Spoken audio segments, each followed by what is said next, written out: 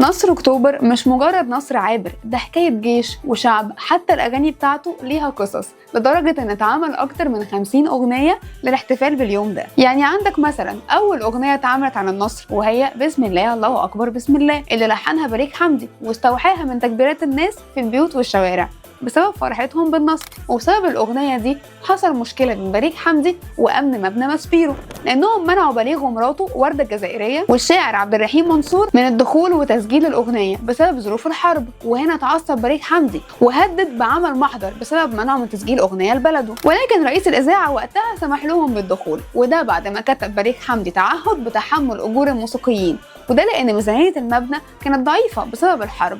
وخلصوا تسجيل الأغنية في نص الليل واتذاعت يوم 7 أكتوبر كأول أغنية للنصر. بليغ اتحمس وزعل لأنه قال إزاي أنا عايز أعبر عن اللي جوايا كمواطن بلاش كملحن، جوايا كتير وإحنا فنانين مستعدين إننا نسجل، فليه بيمنعونا؟ عمل برجلة يومها وراح لناس في المبنى، أنا أذكر مسؤولين.